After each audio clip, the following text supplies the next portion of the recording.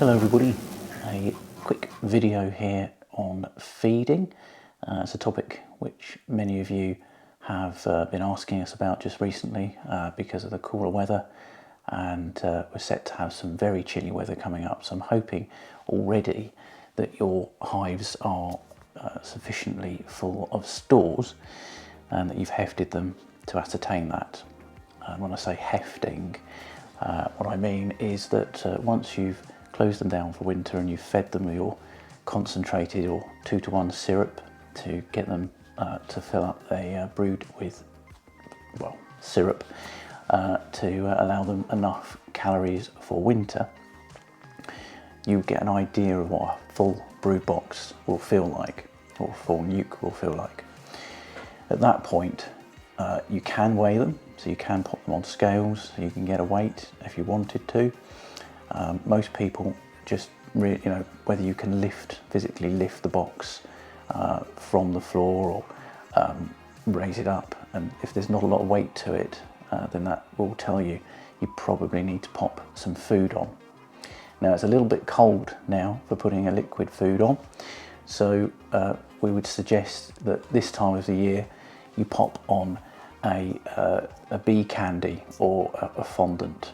And the particular one we've got here is a slab of candy here, which is the white stuff, so that it's not got any of the additional bits and pieces in it, because you can, although some do use a mix of both foods, if you do pop in the vitamins and protein mix, then one of the things that can happen there is that the bees do have to defecate more frequently, and that does mean they have to leave the hive to do so. So you are putting, and it does require them a little bit more energy to break it and process it as well, because it isn't as refined as the white stuff is. Now, how do you feed the bees with the white food and the candy? The first thing to do is to buy yourself, if you haven't already got one, an eek, which is a frame that you can use to just lift the crown board enough from the top of the frames, because most of the hives are bottom bee space, so the frames are flush with the top of the boxes, which means you can't put anything additional on the top of the frames. So you want to raise that crown board up.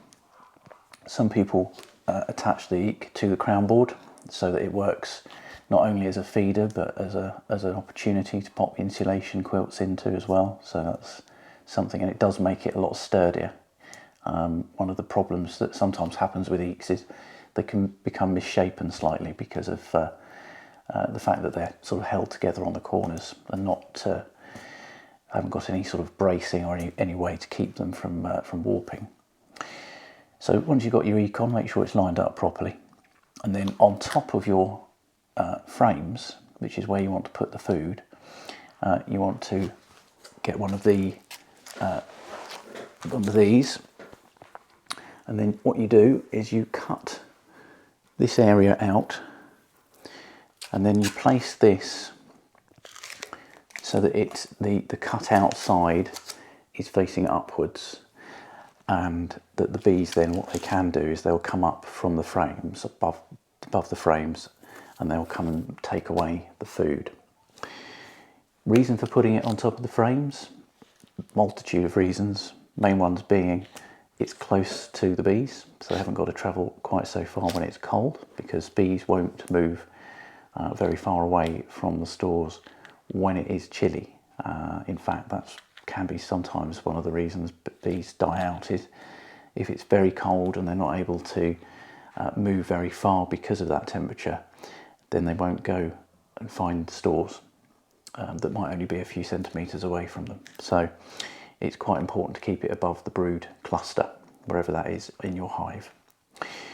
The other reason is because the brood generates some heat, what it does is this warms up, because at the moment this is, well, it's a little bit of give to it, but it's quite hard.